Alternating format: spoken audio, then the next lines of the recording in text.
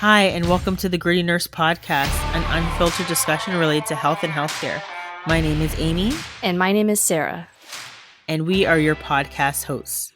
So maybe even before we get into the episode today, we could just kind of go back to our old roots and talk about like how our weekends have been and kind of what we've been up to in the past, I guess, like 2 to 3 weeks, because we've had a lot of guests on, but we haven't had a lot of time for us to kind of touch base and be like, what's happening with you or what's new in your life. So Sarah, if you don't mind, you want to start? Well, I feel like not too much has happened in my life. I mean, every weekend is just trying to get my kids outside and trying to just, get some fresh air and catch up on things. And I have discovered a few new series on Netflix. So my new guilty pleasure right now is this show called Selling Sunset. And Okay. I don't know if you've heard of it, but basically it's like um, a real estate brokerage. Like they only do high end properties, and it's about all the drama that goes down and the pretty girls that work there and their personal lives. And I'm like, this is exactly like the MTV shows I used to watch in high school. I love it. Oh And my goodness. because I kind of burned through all my dark dramas. Like I finished with Ozark, and I'm like, I think I need something a little bit lighthearted. Yeah. So I did that. And then there was this dating show called, I think it's called Dating on the Spectrum, and it's actually about people with autism and Asperger's and how they Right. sort of navigate the dating scene and the different things that pan out with them. Was that one interesting? Because I was looking at it too and I was like, I don't know if I want to do this right now. I don't know for you because maybe there's people of differing, I guess, capabilities. What's the word? There's people of different, like varying levels of functioning. So there are people that are Right. higher functioning than others, and I don't know if it would how it would make you feel, right? Because your son is only 8 right now, and I mean, it's very different, I think, for them, just in terms of picking up on social cues. But I feel like it's a good show just to watch to get an idea of how they sort of navigate the world and the different challenges they face. Yeah, and I mean again, like the reason why I haven't watched it and I'm just being biased right now is I feel like these shows sometimes kind of take the oddest type of situations, not the oddest type of people, but the oddest type of situations, the ones that will stand out and seem more memorable for people to watch, and it doesn't necessarily show the entire spectrum. But I mean, I haven't watched it, so I probably should give it a try, but I don't know. I'm just kind of like, what show did I watched another show with I think it was like a teenage boy who had autism that was on Netflix too, and after a while I was just like, okay, this is like over the top. But anyways, um any other new shows or anything new happening in your life or anything exciting?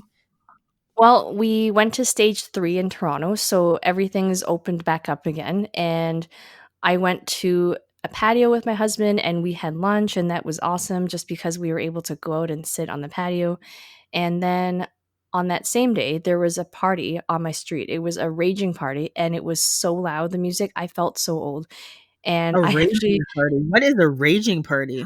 well, I mean, there was a lot of people in the backyard and there was really loud music. And I waited until 11. The bylaw says that the music needs to stop by 11. Well, of course it didn't, so Oh, I called Sarah. the police, okay? I feel so old. I called the You police are because you are Karen.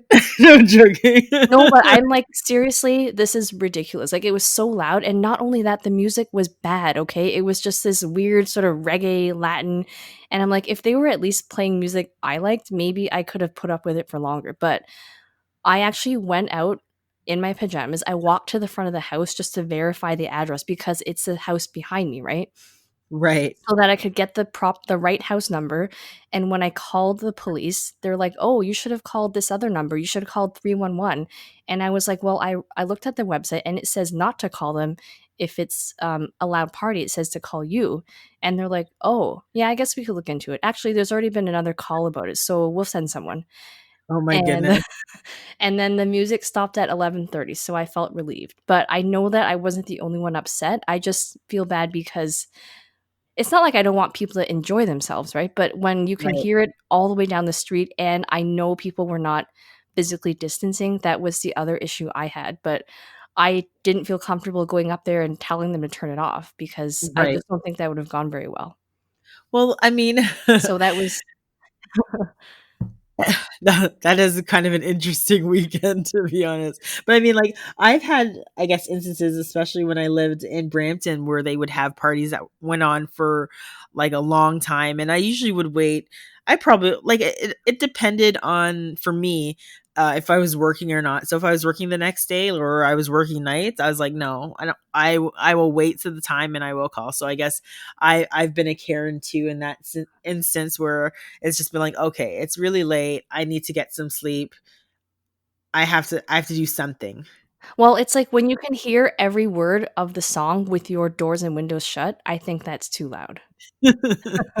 Well, you have to give them credit. They have some really badass speakers. um Uh, let's see. I'm trying to kind of think about what's happened with me in the past couple weeks. Like, I mean, not very much. Like, just kind of humming around the house, really just kind of keeping my kids occupied. Like I said, Jordan had his right shoulder surgery, so we're both kind of like incapacitated from the right hand oh my shoulder gosh. aspect. It's actually kind of funny because now I'm getting to the point where I'm just like, okay, Jordan, I know it's been like almost 2 weeks. You got to be able to do a little bit more, right? It's like your shoulder. You're right. You can actually still like move your right hand, where I couldn't like move my right. And he's just like, "You're being so mean to me," and I'm like, I can't take this anymore. So I'm trying to kind of like take everything in stride, realize that we are both kind of unable to do various different things, and but just trying to kind of manage three kids in the mix. So Do you think they've then, noticed the fact that you can't do as much and they're maybe asking you to do less? no, like Tristan kind of jumped on Jordan today, and like they're still asking us to do stuff. So like, they're kids; they really don't care. I don't think they would never intentionally try to injure us or whatever, but they're just kind of like, oh, okay, can we still want this? We still want to do this. We still want to go here. And we're Yeah, like, yeah, yeah. no. Oh, We were supposed to go hiking this weekend, and that didn't happen. So I thought you just mentioned the other day that you did some gardening. I tried to do some gardening. So we planted what are those called? Hydrangeas. They're like the white with the like they're like little balls. Yeah, the big balls, hydrangeas. So I planted two of those in our backyard, and I dug up these plants. I don't know what they are, but we have like a lot of hornets. I don't know what's happening if you guys have this issue too, but we have a lot of hornets in our backyard. So I'm just trying to kind of, I don't know, these particular plants they just gravitate towards. So I'm thinking of kind of like I trimmed them down, but I'm thinking that I might dig them up if these hornets kind of keep coming back. We've had more than normal, but I wouldn't say it's the worst year ever. Oh, It's been okay. really bad another year. So, Yeah. But in yeah. terms of good shows that I've been watching, I did watch so of course I watched the entire season of Pose. I don't know if you've heard about that. Nope, haven't. And oh my god, I love love love it. So essentially Pose is it's going back to, I guess it would have been the AIDS era or the AIDS epidemic area, but really the highlight and focus of the show is around transgendered women. And during, I guess this would have been maybe during the like 60s 70s, really when women were underground, and there it was the whole ballroom scene. So ballroom was essentially when these trans women would go out, and they'd have these things called balls. So there was different themes. So it might be like gold princess, or like drag queen, or like, I don't know, business fashionista or whatever. And they would have these kind of competitions, and they'd have these things called houses. So each of these trans women, or it wasn't even just trans women, there was trans women, there was homosexuals, there was um, straight people as well. But they'd have like this mother figure who would kind of run the house, and then they'd have these various different people who would be a part of the house, and they'd go and do these balls. And Pose was really surrounded during, I guess it was with voguing, and so Vogue, there's various different elements to ballroom. I just loved it. It was 2 seasons of pure joy for me. Like every time like a beat dropped, I was like, oh my god. Or they came in various different costumes. I just loved it. I said to my husband, I'm like, I would totally be a part of that scene. I would have to, because it was just so full of life and just very interesting, and just probably people that I would just want to be around because they just seemed really cool. So, Maybe this was but you in a past lifetime. This is why you're so maybe. drawn to it. I wanna watch this show too. I loved it. Just was amazing. So I watched all of Pose, and then after watching Pose, I was on my like ballroom trip. So then I watched what was it? Oh my gosh, it's on HBO. No, I'm drawing a blank. It's like another show about ballroom. What's it called? Oh, now it's gonna kill me now that I can't remember. Anyhow, so it was another thing about like houses and ballroom, and I loved it too. It was great, but I can't remember the name, so forgive me. That's okay. And then I watched something called Little Fires Everywhere. I don't know if you've heard about that one. It's with Reese Witherspoon and Kerry Washington. Is that on Netflix or something else? What platform did I watch it on? Because I only have Netflix and, I have Amazon Prime, but I'm rarely on there. And I think then we maybe have it was Disney. Amazon Prime. Okay. I think it was, yeah, Oh, maybe you it know was what show I Amazon Prime. watched recently? I watched the Mister Rogers movie with Tom Hanks. Have you Oh, seen it's that? so cute, isn't Oh it? my I loved god. it. I cried, okay? Is that bad? I cried. No, no, I was like, does this person really exist? Someone just like this? Like, I can't. I just, I was so touched by how human he was, right, and how he really turned everything, not necessarily into a positive, but he did have a very positive spin on everything. But it's just, I don't know, he just was way ahead of his like himself for the times, right? Like, I mean, Well, even just the fact that his whole show was, based around talking about your feelings and dealing with your feelings. I watched mhm, this video, from back in the day where he was speaking in front of Senate, I think, to advocate for more funding for children's programming, and the way that he described his purpose for the show, it was really impactful. So I think that I really had a lot of respect for him after I saw that, and me and him share the same birthday, which I believe is March the 20th. I'm pretty sure I saw once that, I was like, him and I have are the you same sure you don't birthday. know when your birthday is? Well, I know when my birthday is. I'm, like, 95% sure that his birthday is the same, so I feel like this connection that we have.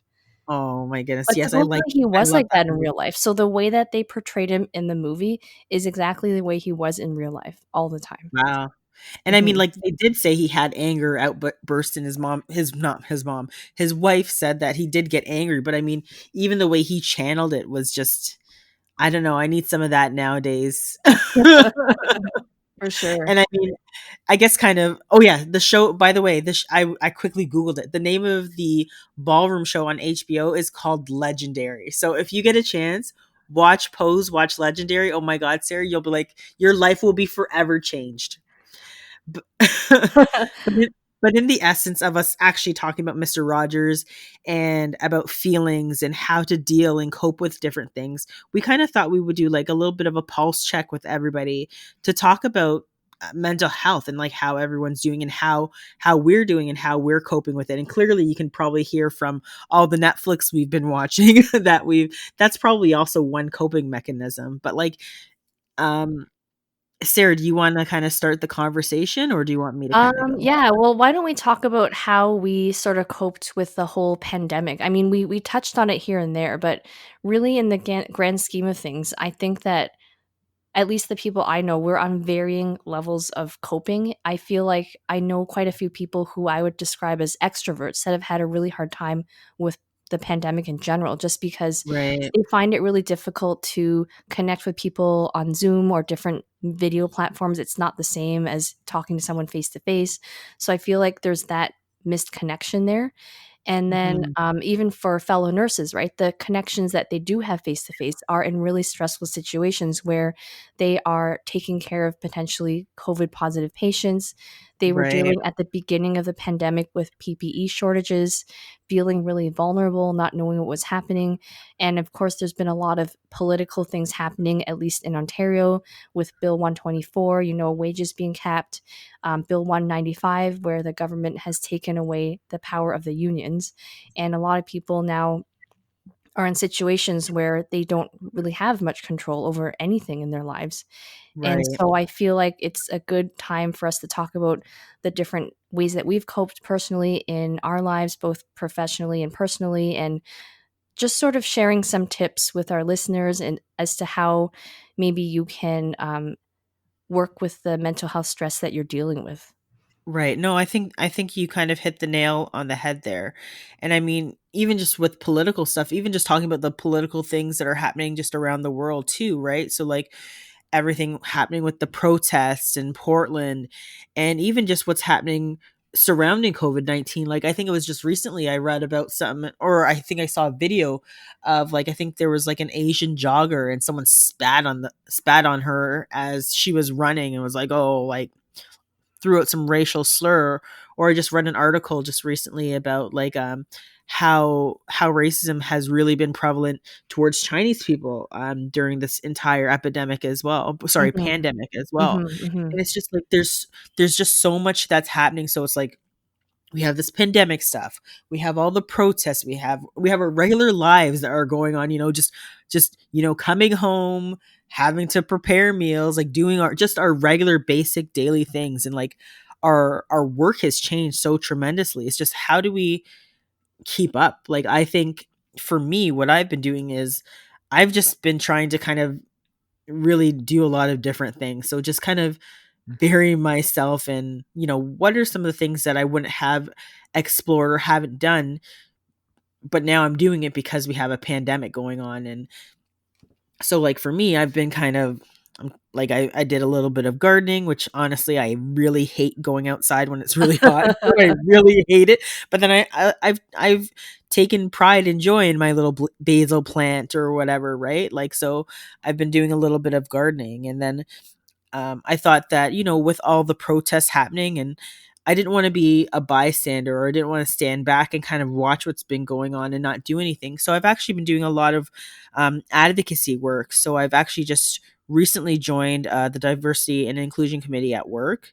And I think that's another thing that you can do, get involved in something that you're really passionate about. So I've been doing a little bit of that, and I'm hoping to have some form of a group. I don't know what to really call it, but essentially it's for healthcare professionals to network amongst other healthcare professionals about diversity and inclusion in the workplace, and also health equity, because we know that health is inequitable. There's lots of stuff coming out in various different forms of data where we've seen like there's huge disparities in health, whether it's low income, whether it's socioeconomical, whether it's based on gender, sex, age. Like there's a lot of different things, race as well.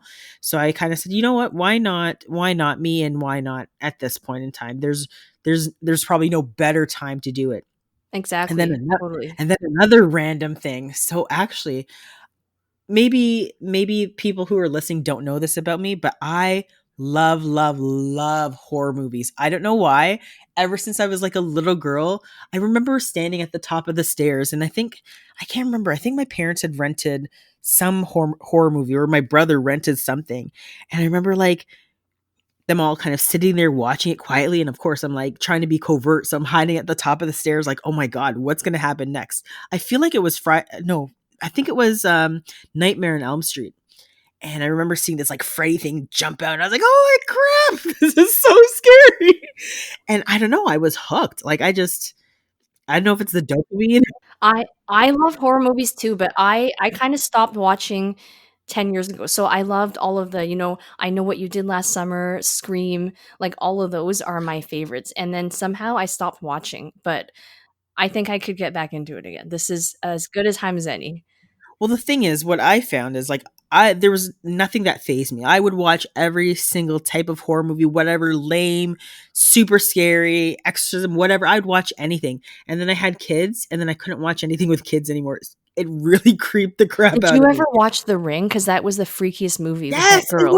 it was so scary. I was like, "Oh my god, someone needs to kill this little girl." I I was just watched like it this. 3 times in the theater, I'm not even kidding, 3 times in the theater with 3 Oh different my people, and god. then by the end, I was getting even more jumpy because I knew where all of the scary points were, and I remember at one point I had, like, I had a cup of pop in my lap, and I like spilled half of it because I knew where the crazy part was coming.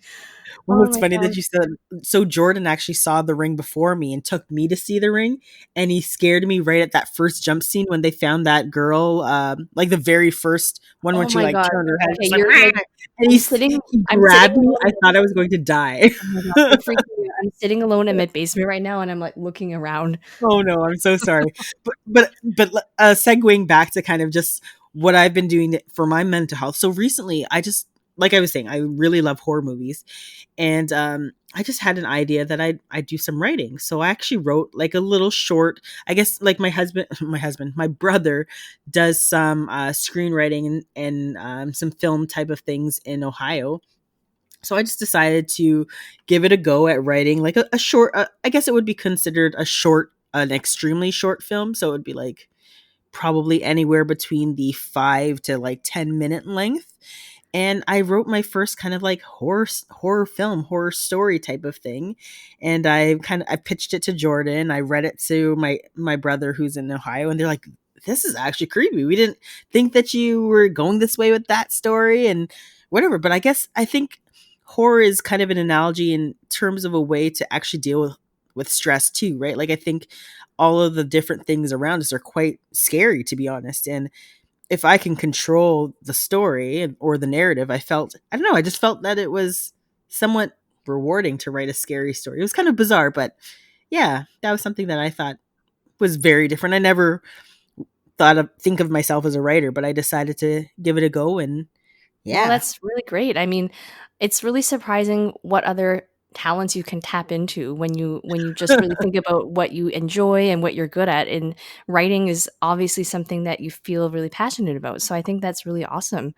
Um, like one thing that I've been doing is I don't know if I've mentioned before, but I have a side business doing resumes and interview coaching for people. So Right, that right, right. that has sort of picked up a bit again. People are now kind of looking for work again, and at least there are more job postings. So I feel really happy because I've been able to help some people recently sort of get back into the workforce because of layoffs and whatever with the pandemic. And it's just, I think it's a really stressful time in general. I know that Mm, we as nurses have a lot of stress, but I think in general, not having a job isn't one of them. I mean, you might be in a job that you're not crazy about, but it's really different in other professions where there's been massive, massive layoffs, and the right, competition right now for jobs is really intense if it wasn't already before. Like, I'm clicking on jobs for clients and I'm seeing like 250 applicants.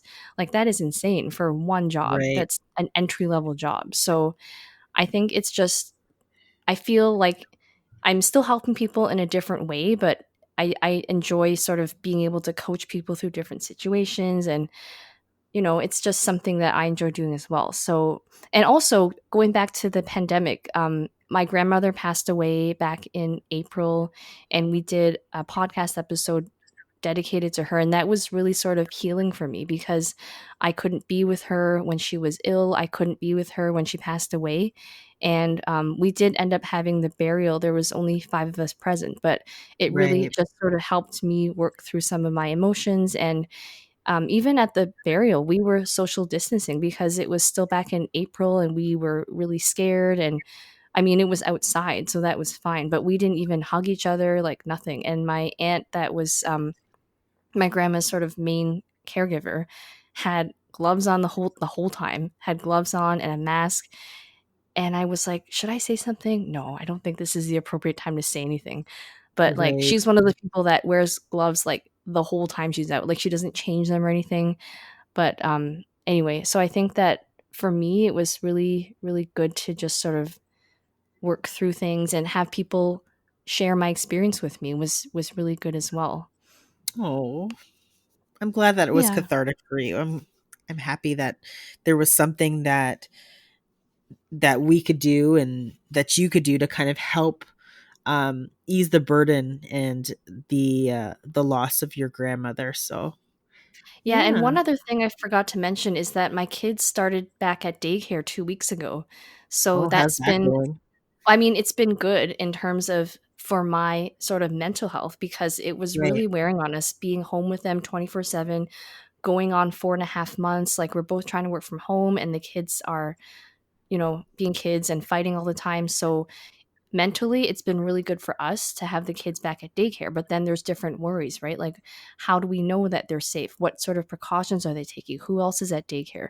Do we still visit my parents because they're in their 70s and they're in that high risk age group? So, Right, right, right. and like, I mean, we stopped playing with some of the kids on our street too because we were not sure, there being that many kids, like what are they exposed to? We don't really know. So it's been good and bad. And I think it's sort of like we talked about last episode. What's it going to look like when everyone is back at school? If that's still the plan right now, how is that going to look? Like, what are sort of the risks that are we're going to accept or not accept?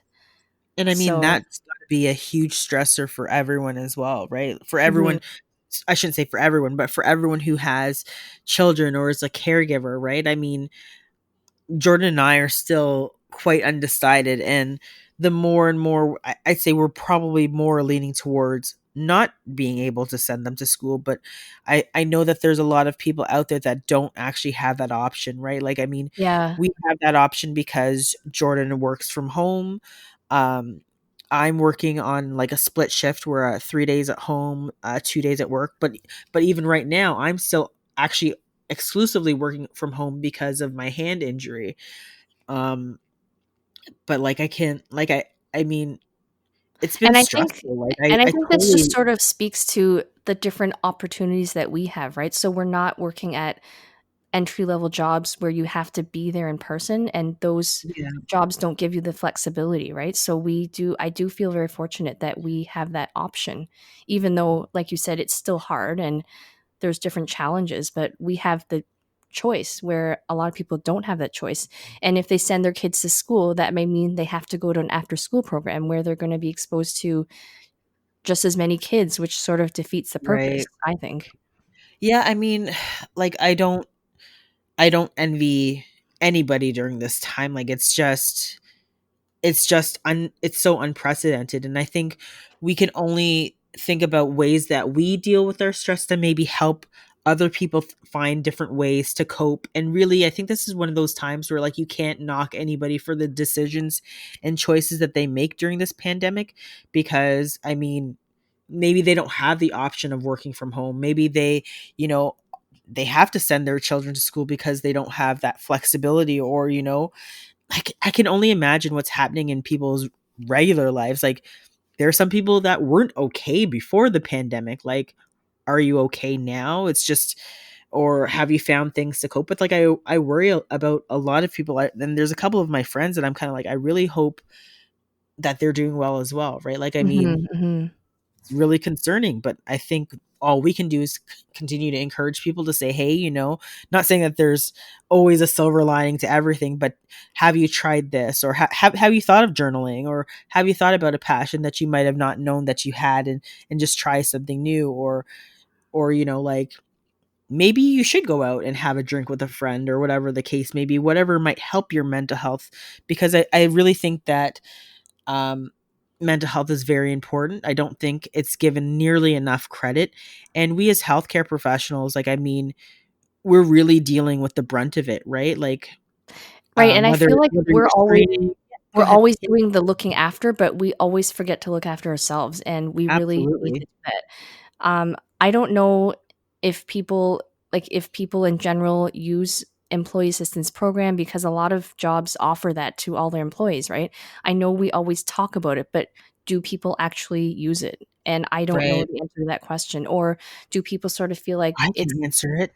well, I know that you feel I know you're okay with it, but I mean, when you and I used to work as educators, whenever there was a code situation or a really stressful thing that had happened, we would always do a debrief with the staff afterwards. Right. And one of the things we always mentioned was employee assistance program, but I don't know if people really took us seriously or if they were just thinking we were saying it for lip service. But I mean, it's available to you, it's paid for. I feel like people should take advantage of it because when I was off on my stress leave, I definitely took advantage of it. And I don't know why I didn't do it Absolutely. sooner. And I really wish that people would use what's available to them, because it's not a sign of weakness to say that, hey, I need to talk to someone about my mental health. I think it's really good self awareness, if anything.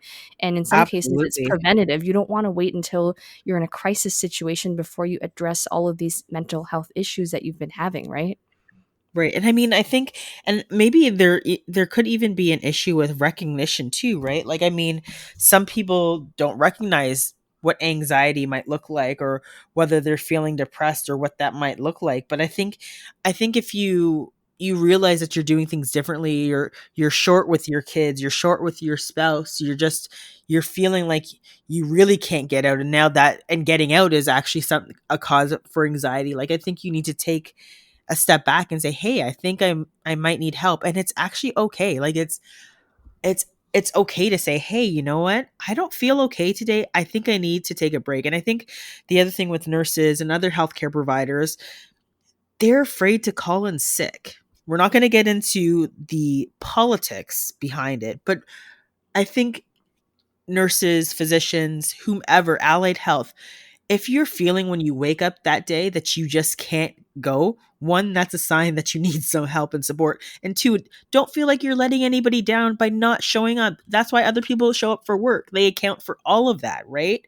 So, I mean, if there's no you, there's no able to help other people or do the things that you enjoy to do, whether it's like taking care of your friends, your family, your household. If you can't do it and you're not there to put in that extra, 50%, then what's the point? Like, you need to take care of yourself. Despite whether you feel that you're letting anybody down, you're not letting anybody down. It's just a matter of, you know what? Everybody needs a mental health break at some point in time, and you might just need to take it.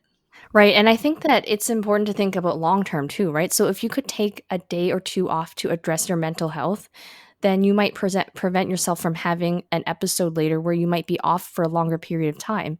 And who knows, that could be weeks or months or even longer. So I think it's just like Absolutely. you need to think of yourself as important as everyone else on your team and your patients. So you are just as important. You are not at the bottom of the list. You need to keep that in mind. Absolutely. And I think more people need to do this and not be afraid. And I think there's also the time where, maybe you're like, I just need a day. I need a day. You take a day, you take 2 days, you take a week, and then you're like, I need a lot more help. That's okay too. I Exactly. mean, you got to do what you got to do. And I think what I always say this, and I know maybe it sounds harsh, but like, workplaces will replace you. Like, I mean, not, don't take it as that you're not important, but it's just like, you need to look after yourself, because at the end of the day, an employee, an employer, they're going to do what they need to do. And I'm not saying that your job's not protected if you go on mental health leave, because absolutely it is. But I mean, you need to look after number one, and number one is you. Exactly. And I will give an example. So before I went on my first mat leave, I was so worried. Sorry, on my second mat leave, I was so worried about all of the projects and all the balls that were up in the air. I was like writing this really, really long transition document to the person that was taking over for me. And I just thought, like, how are they going to survive without me? Well, they're fine. This is what I always say. They were fine before you and they'll be fine after you if you decide not Right. to stay. It's not the end of the world. They will find someone. You need to put yourself first. And I really think that people need to start thinking of it more that way. Yeah. And I mean, like, we gave a couple of various different coping mechanisms. You have to find what works for you, right? Like, whether it's a long walk, a hot bath, whatever the case may be. Like, you got to find what works for you. And I do encourage people to try something new and try something different during this very unique time, um just to kind of not feel like you're stuck, right? I think that's probably one of the worst parts too. And the other thing about mental health is, a lot of people are really concerned about diagnosis or medications, right?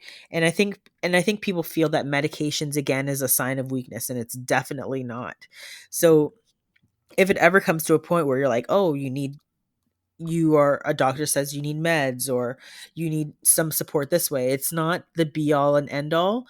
And it might be just something that you need to help transition you to to when you're feeling a little bit more better and able to cope with all of the things that are happening around you. Cause like, I mean, this time it's crazy. Like, I don't know, I really don't know how else to describe it other than it's just like this year has been a gong show. It's just like, I can't, like, if I think just single handedly how many crazy and not positive things have happened to me so far in 2020, it's way more than any other year. But I can also think of a lot of good that's come out that has happened in 2020 as well. Yeah, So and I I think mean, people just need to sort of go with the flow and let go of things that you can't control. There's only so much you can control, and what you can't control, you just have to sort of go with the flow as much as you can. Because, yeah, like, honestly, after the pandemic, I read about murder hornets that sort of came and went, and then people are saying like, okay, we need to brace for the second wave, which we know is coming. Well, what can we really do about it, right? Except our own individual actions. And right, now they're saying like, oh, but what about the regular flu season? I think that yes, we know that's coming. That comes every year. So we just got to kind of take it one step at a time. And I also think it's really important just to think about the friends and family you have in your life. Who is someone that is really grounded that you feel better after talking with, and maybe sort of right. keep a small group of those people that you really feel can ground you and sort of talk some sense into you when you're acting all crazy or whatever. And someone that is the opposite of a toxic friend, whatever that is, someone that just sort of nourishes your mental health.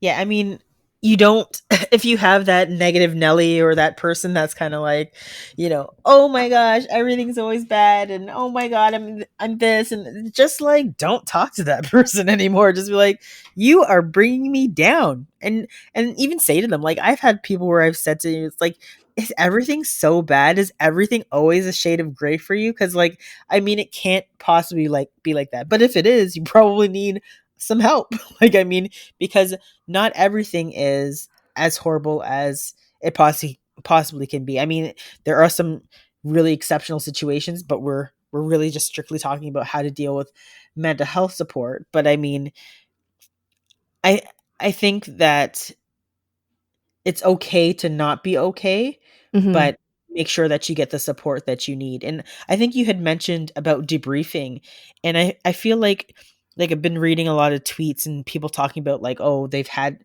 so many codes called, or here comes a second wave, or school's coming and it's going to be a shit show. Well, yeah, but maybe there are some things that we can do about it, whether it's through protests, whether it's through writing letters, whether it's through your own actions by um, informing and educating others. Like, I think there's a lot of things that we can do to try to reduce the amount of stress that we have.